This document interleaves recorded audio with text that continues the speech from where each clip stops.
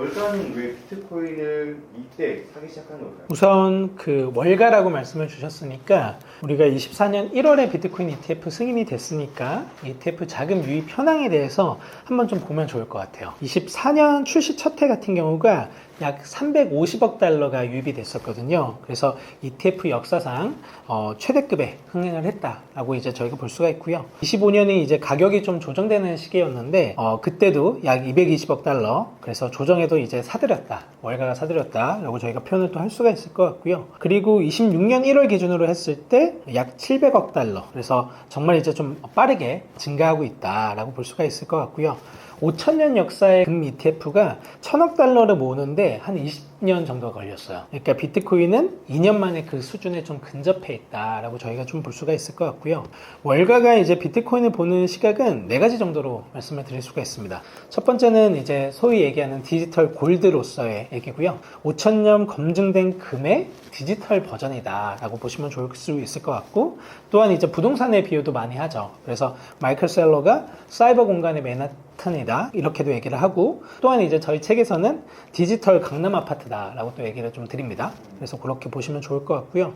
두 번째는 이제 인플레이션 헤지 수단으로 볼 수가 있고, 공급 측면에서 가장 강력한 헤지가 있는 자산이다라는 거고요. 세 번째는 이제 비상관 자산 이라고 말씀을 드릴 수가 있습니다. 그래서 주식 채권과 확실히 다른 가격 사이클을 좀 보여주고 있거든요. 그래서 포트폴리오 분산 효과를 저희가 가져올 수 있는 자산이다 라고 볼 수가 있고, 네 번째는 이제 중립자산이다 라는 겁니다. 특정 국가나 은행 시스템에 종속되지 않는다. 그래서 4가지 정도의 이제 성격을 좀 말씀드릴 수가 있고요. 그래서 비트코인이 강하다 라고 말씀드릴 수 있는 이유입니다. 비트코인 현물 ETF가 생기면 일반인이 직접 비트코인을 사는 거랑은 어떻게 달라지는 건가요? 비트코인 현물 ETF랑 직접 보유 핵심 차이가 있는데요. 우선 이제 편의성, 그리고 이제 실제 소유권으로 말씀을 좀 드릴 수가 있을 것 같고요. ETF 자체는 이제 비트코인 가격 노출을 주식처럼 이제 쉽게 하는 상품이다 라고 보시면 좋을 것 같아요. 그래서 실제 비트코인을 소유하는 건 아니다 라고 볼 수가 있을 것 같고, 펀드가 보유한 비트코인에 대해서 간접 지분을 가지는 거다 라고 보시면 좋습니다. 그래서 직접 보유는 좀 다르죠. 이 지갑의 비트코인을 직접 가지고 완전히 이제 소유하는 거. 그래서 소위 얘기하는 Not Your Keys, 또 Not Your Coin에 대한 거를 실현하는 거라고 좀 보시면 좋을 것 같고요. ETF는 이제 기존 증권사 그리고 브로커리지 계좌에 한국 증권사도 이제 해외 주식 계좌들이 좀 있잖아요. 그런 것들 보시면 좋은데 주식처럼 이제 사고 팔 수 있다라고 보실 수가 있고요. IRA 그리고 퇴직연금, 연기금에도 쉽게 편입되는 부분들이 있다라고 보실 수가 있을 것 같습니다. 직접 보유는 어떻게 하냐면 소위 얘기하는 이제 해외 거래소들을 좀 이용해서 거래소에서 사서 이제 지갑으로 옮기는 작업들을 좀 하는 거고요. 기술적인 지식들이 조금은 필요하다라고 말씀을 좀 드릴 수가 있습니다. ETF 같은 경우는 이제 연간 관리 수수료가 조금 발생을 하는데 주요 상품들은 0.25% 정도가 있거든요. 근데 최근에는 이제 초기이다 보니까 고객 유치랑 일부 프로모션으로 좀 낮게 형성되어 있는 부분들이 있다라고 보실 수가 있을 것 같고요. 직접 보유는 이제 매매 시에는 거래소 수수료가 조금 발생하지만 장기적으로 홀딩하면은 거의 비용이 없다라고 좀 볼 수가 있을 것 같아요.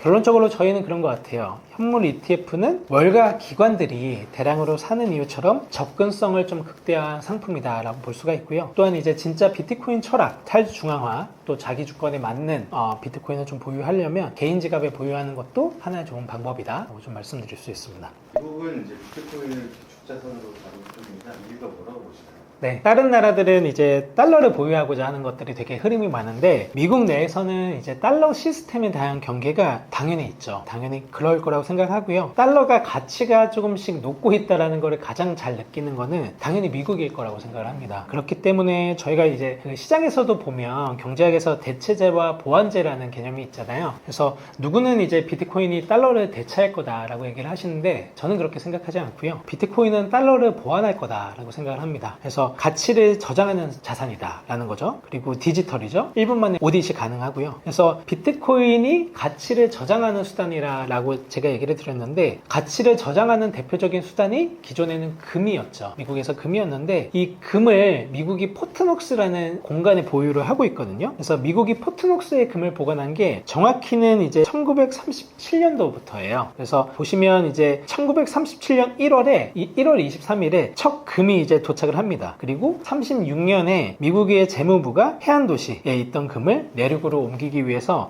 다 포트녹스를 이렇게 지어요. 그리고 거기에 이제 금을 보관하기 시작한 거고 26년 현재까지 금이 89년째 같은 장소에서 보관이 되고 있는 겁니다. 그래서 이제 최근에 이제 트럼프 대통령이 이런 얘기를 했어요. Time to physically audit Fort Knox라는 얘기를 한 거죠. 89년 동안 보관되어 있던 금을 실사를 하겠다라는 얘기를 한 거고요. 제가 이랜드라는 회사에 좀 다녔었거든요. 그래서 매년마다 재고 실사를 합니다. 저희가 파는 이제 상품들이 있잖아요. 옷도 있고 신발도 있고 용품도 있고 한데 이거를 맞춰보는 거죠. 전산상의 재고와 실제 재고를 맞춰보는 과정을 하는 건데 1년 단위로 해도 전혀 좀 맞지가 않아요. 수량도 맞지 않고 퀄리티가 좀 망가져 있는 상품도 있고 그래서 편차가 큽니다. 그러면 우리가 한번 생각을 해보는 거죠. 89년째 금을 모아둔 이 포트녹스의 금이 제대로 있을까라는 거고요. 이 의미는 뭐냐면 포트녹스에 금이 제대로 없을 거다라는 얘기를 트럼프가 하고 있는 겁니다. 그래서 이 금을 비트코인으로 대체해야 된다라는 얘기를 꺼낸 거다라고 그 말한 거에 대한 실제 의미를 저희가 생각하면 좋을 것 같고요. 그래서 미국이 비트코인을 비축 자산으로 하고 있다라는 걸 저희가 좀 알 수가 있고요. 또 하나 이제 오른쪽에 보시면 최근에 이란이랑 미국이 전쟁을 할 때 이란이 통행료를 이제 비트코인을 수용했다라는 걸 보실 수가 있을 거예요. 그래서 비트코인이 비축 자산인과 동시에 통행료로 결제를 하는 수단, 국가에서 허용한 결제 수단이 되고 있다라는 거거든요. 그래서 비트코인의 정말 좋은 흐름들이 가격적으로는 우리가 좀 놓칠 수 있지만 실제적으로는 이런 것들이 만들어지고 있다라는 거를 저희가 좀 볼 수가 있습니다.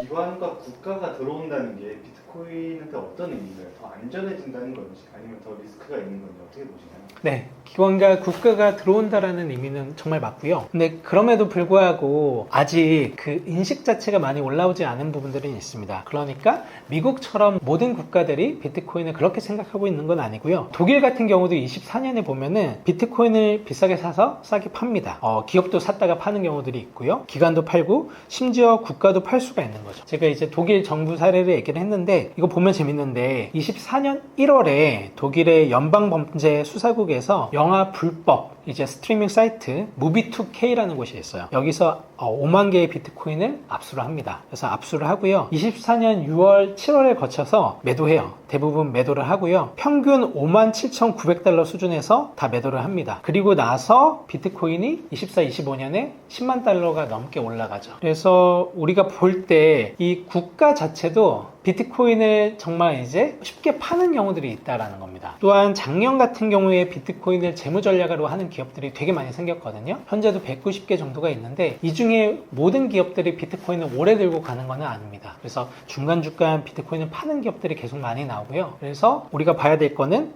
정말 이제 정부랑 기관이랑 기업이 들어온다고 해서 모두 다 그렇게 오래 보유하는 것은 아니다. 아직 편차가 있다라는 것들을 좀 보실 수가 있습니다. 비트코인은 1,100만 개밖에 없다고 하는데 큰 돈이 들어올 때 이 숫자가 중요한 이유는 무엇인가요? 우선 비트코인의 속성에 대해서 저희가 알아보면 좋을 것 같아요. 그리고 그보다 앞서서 비트코인이 무엇인지 우리가 또 질문을 던질 수밖에 없을 것 같은데요. 제가 최근에 이제 쓴 0.1 비트코인으로 은퇴 준비합시다 라는 책은 비트코인이 무엇인지에 대한 질문부터 시작을 합니다. 그래서 비트코인은 디지털 머니, 결국에 돈이다 라는 거고요. 희소성, 2100만 개밖에 없다 라는 게 가치 저장 수단으로서 정말 가장 중요한 돈의 기능으로 하나다 라고 보실 수가 있고요. 두 번째가 이제 교환의 매개체가 돼야 되는 거. 그래서 금 같은 경우는 저희도 앞선 질문에서 이제 골드랜드라는 드라마 예시를 들면서 교환하기 너무 어렵다라는 거를 이제 살펴봤는데요. 비트코인은 그렇지 않다라는 거고요. 또한 회계 단위가 됩니다. 우리가 비트코인을 살 때 한 개로 사야 된다라는 생각들을 하시는 분들이 여전히 있는 것 같아요. 그냥 비트코인 너무 비싸서 못 사는 거 아니야? 라는 얘기를 하는데 비트코인은 사츠라는 단위, 사토시라는 단위가 있어서 1억 분의 1개로 쪼개질 수 있다라는 거고요. 또한 이제 돈의 속성에는 내구성, 분할성, 휴대성, 수용성, 희소성, 대체 가능성 이 6가지의 속성이 있는데 이거를 모두 완벽하게 갖춘 게 비트코인이다. 그래서 비트코인은 향후에 디지털 머니로서의 역할을 할 수 있다라는 거를 좀 아시면 좋을 것 같습니다. 월가와 미국이 먼저 움직였다고 하면 지금 저희가 처음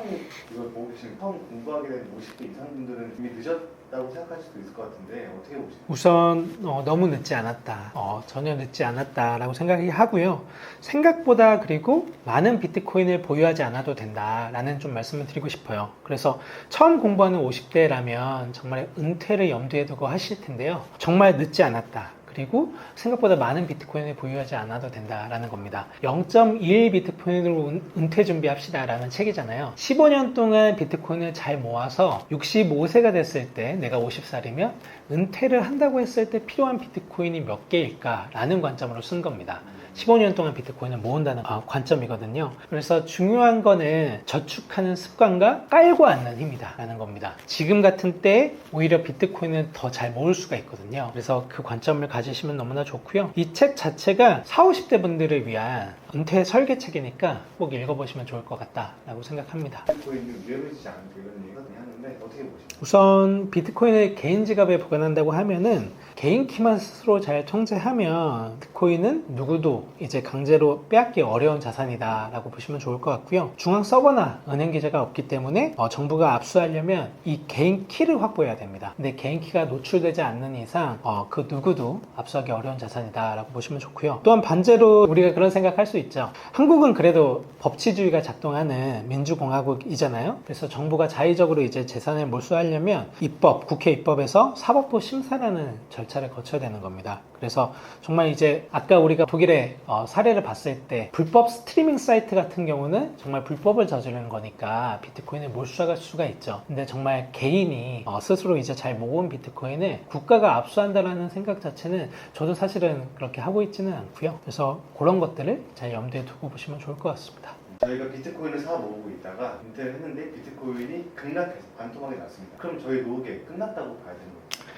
그렇지 않은 것 같습니다. 우선 노후 계약이 1년이면 잘못된 노후 계획을 세운 거잖아요. 그래서 은퇴하자마자 뭐 그 해에 비트코인이 되게 급락을 했다고 해서 노후 계획이 끝나는 건 아니다 라고 말씀을 드리고 싶고, 이 계획은 뭐냐면 0.1 비트코인으로 은퇴 준비합시다 라는 책의 계획은 뭐냐면 15년 동안 내가 비트코인을 잘 모아서 30년 동안 이후에 인출하는 계획이니까 1년 단위로 계획을 세우는 게 아니라 꽤 장기적인 기간으로 노후 설계를 하는 거다라는 겁니다. 그래서 그 해에 비트코인이 좀 급락을 한다고 해서 전혀 문제가 되는 부분이 아니다라고 생각하시면 좋을 것 같아요. 비트코인을 노후 생활비로 쓰려면 한 번에 팔아야 될지 아니면 조금씩 꺼내서 쓸지 보시죠. 맞습니다. 이 책 0.1 비트코인으로 은퇴 준비합시다 라는 책은 15년 동안 이제 저축하고 30년 동안 매년 인출을 하는 거거든요.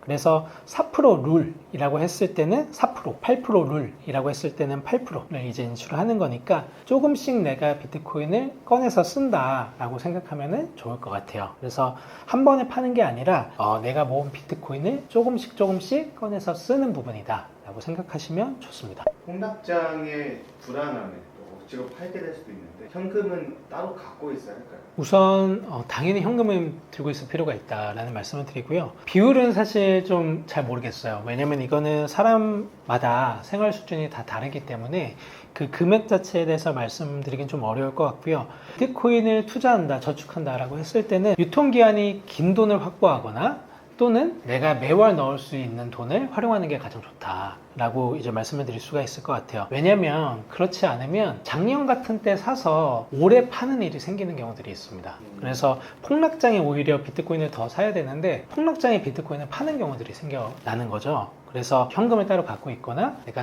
유통 기한이 긴 돈으로 비트코인을 이제 저축하고 투자하는 것들이 되게 필요하다 얘기를 하는 거고요. 그래서 저희가 적립식 투자라는 방법을 추천을 많이 드리는 거고, 내가 투자할 수 있는 거 그리고 비트코인을 저축할 수 있는 돈의 유통기한을 최대한 길게 확보할 수 있는 것들이 필요하다라는 말씀을 드려봅니다. 비트코인을 팔지 않고 담보로 돈을 빌려서 쓸 수도 있나요? 이렇게 은퇴 자금으로 이게 된다고 하면 되게 좋을 것 같은데. 우선 미국에서는 이런 상품들이 꽤 많이 나와 있고요. 스트라이크라는 앱에서도 가능하고요. 그리고 싱가포르 같은 회사에서도, 싱가포르에 있는 금융회사에서도 가능합니다. 그래서 싱가포르에 제가 아는 곳이 한 군데 있는데 거기서는 고액 자산가들만 좀 상당히 하는 부분들이 있어요. 그래서 5개 정도 비트코인을 보유하고 있는 분들만 대상으로 해서 이런 LTV, 담보대출을 하는 곳들도 있고요. 그래서 비트코인을 담보로 잡고 현금을 빌린다라는 것 자체는 당연히 최근에도 꽤 많은 국가에서 일어나고 있는 부분들이다 라고 볼 수가 있고, 스트레티지 셀러 회장 자체가 비트코인이 이제 디지털 크레딧이 되고 있다. 그러니까 신용이 된다라는 얘기를 하고 있잖아요. 그래서 비트코인 자체가 신용 상품으로서 담보대출 역할들을 하고 있다라고 볼 수가 있고요. 이 책에서도 사실 나옵니다. 제가 쓴 파트가 아니기는 한데요. 핵심 원칙 중에 하나는 LTV 비율 자체를 30% 정도로 설정해가지고 청산 위험이 없이 좀 관리하면서 이제 활용하는 것들도 나와 있습니다. 그래서 비트코인이 디지털 크레딧으로 여겨지고 있기 때문에 이런 일들이 가능하다라고 볼 수가 있습니다. 비트코인으로 담보대출 받는 금액에 리스크가 있어 보이기도 하고 담보라고 하니까 네. 와닿는 게 좀 다른데요. 뭐 장단점이 따로 있을까요? 우선 당연히 청산될 수가 있다. 비트코인을 맡겼을 때 비트코인이 크게 하락하면 청산될 수가 있다라는 거고요. 그래서 약 그 LTV 비율 자체가 뭐 70% 정도를 잡았을 때 약 15% 정도 뭐 30% 정도 하락하면은 청산이 되잖아요. 그래서 그런 것들이 되게 리스크한 부분들이 있다라고 하는 거고요. 그래서 이 책에서는 자체는 LTV 비율 자체를 30% 정도만 잡아라 라고 또 나와 있습니다. 제가 쓴 파트는 아니기는 한데 그런 것들은 좀 유의해서 보시면 되게 좋다고 말씀을 좀 드려보고 싶습니다. 거래소에 비트코인을 그냥 두면 노후자금으로 안전하게 보관된다고 봐야 되는 건가요? 우선 좀 차이가 있다라고 말씀을 드리고 싶습니다. 그래서 가장 확실한 거는 앞부분에서도 말씀드렸지만 개인 지갑에 두는 게 가장 확실하고 안전한 방법이다라고 말씀을 드릴 수가 있을 것 같고요. 한국의 이제 거래소 같은 경우도 해킹을 당하기도 하고 여러 가지 이제 문제들이 있는 경우들이 많이 있거든요. 그래서 그런 것들을 좀 보시면 좋을 것 같고 그럼에도 불구하고 한국에서의 이제 소위 얘기하는 탑3 거래소는 좀 안전하게 인식되는 것들은 있는 것 같습니다. 그래서 그런 것들을 좀 주의해서 보시면 좋을 것 같고 그럼에도 불구하고 내가 정말 오랫동안 뭐 5년, 10년, 15년, 20년 들고 갈 비트코인이다 라고 좀 장기적으로 생각하는 비트코인을 내가 들고 있다면 그런 것들은 개인 지갑에 보유하는 것도 좀 추천드리는 편입니다. 나중에 비트코인을 팔거나 자녀에게 증여할 세금은 무엇부터 확인해야 될까요? 우선 비트코인을 매도하고 증여한다 라고 했을 때 좀 체크해야 되는 리스트들이 좀 있는데요. 결론부터 좀 말씀을 드리면 언제, 누구에게, 어떤 가격으로 이제 내가 증여를 하냐라는 게 되게 중요한 부분이다라고 말씀을 드릴 수가 있을 것 같고요. 현재 이제 아직 정해진 건 아니지만 한국에서 이제 가상자산을 과세하는 시행일이 27년 1월로 얘기가 좀 많이 되고 있죠. 그래서 가상자산 소득은 기타 소득으로 분류가 됩니다. 그래서 세율이 22%, 그래서 연간 기본 공제가 250만 원 정도 되는 수준이다라고 볼 수가 있고요. 매도시 세금이 이제 양도소득세 뭐 이제 잡히는 부분들이 있습니다. 또한 가상자산의 취득가액이 되게 중요한데요. 그래서 내가 언제 얼마로 샀냐라는 겁니다. 그래서 소위 이제 한국에 계신 분들이 해외 거래소도 상당히 많이 이용하고 계시거든요. 그래서 그런 것들을 잘 기록해 두는 것도 되게 좀 필요하다라는 거고요. 실제 매수한 가격이랑 27년에 만약에 과세를 한다고 하면 26년 12월 31일 자정 기준으로 더 높은 금액을 취득가액으로 인정을 해줍니다. 그래서 이거를 좀 잘 알고 계시면 좋을 것 같아요. 또 하나는 뭐냐면 이제 증여에 대한 부분인데요. 증여 재산에 대한 공제 항도가 있습니다. 배우자에 대해서는 10년간 이제 6억 원을 이제 비과세로 하고요. 성인 자녀는 5천만 원, 그리고 미성년 자녀는 2천만 원이 있습니다. 그래서 이 절세 메커니즘이라고 한다면 증여세는 결국에 증여 시점의 가치로 확정이 됩니다. 그래서 이후의 상승분은 자녀의 자산인 거죠. 그래서 증여 가액을 고정하는 효과를 가지려면은 내가 언제 시점에 증여를 하냐, 이게 되게 중요한 포인트다라고 좀 보시면 좋을 것 같고요. 그래서 무슨 정확한 되게 100% 정확한 이제 해법은 없지만 이런 포인트들을 내가 고려해서 설계를 하는 게 되게 중요하다라는 말씀을 좀 드려봅니다. 그렇다면 이제 절세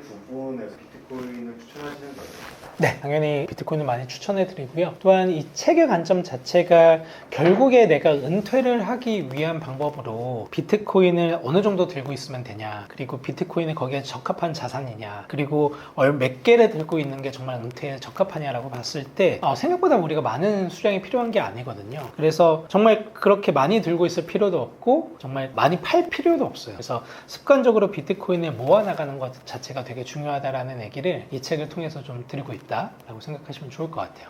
네, 그런 질문들을 제가 좀 많이 받는 것 같아요. 비트코인을 사고 싶은데 지금 좀 많이 늦은 것 같다 라는 얘기를 하시는 분들이 좀 많이 계시고요. 그리고 노후 설계에 있어서 반면에 또 불안함을 나타내시는 분들도 있고요. 그래서 이 책을 쓴 이유는 뭐냐면 비트코인을 사는 것 자체는 절대 늦지 않았다라는 얘기를 좀 드리고 싶고, 생각보다 우리가 노후를 설계한다고 했을 때 많은 양의 비트코인이 필요한 게 아니다라는 얘기를 좀 드리고 싶습니다. 자산을 증식하는 방법에는 여러 가지가 있겠지만 저는 이제 저와 같이 평범한 사람들이 비트코인 저축으로 부자가 될 수 있다고 생각을 합니다. 저희가 이제 비트 세이빙이라는 서비스 하고 있다고 말씀을 드렸잖아요. AI 기반으로 좀 이제 똑똑하게 비트코인을 잘 모아주는 서비스인데 이 서비스를 시작한 게 6년 전입니다. 그리고 이제 5년이 됐고 13,000명 정도 고객분들이 계신데요. 그 중에 한 95% 정도 분들이 수익을 거뒀습니다. 그래서 그게 저희가 가장 자랑스러워하는 부분인데, 이번 책은 그래요. 이 서비스를 운영하면서 저희가 많은 분들께 어느 정도의 비트코인을 들고 있으면 좋냐라는 질문들을 되게 많이 받았어요. 근데 생각보다 많은 숫자가 필요하지 않다는 거, 은퇴 설계를 기준으로 할 때 우리가 15년 뒤에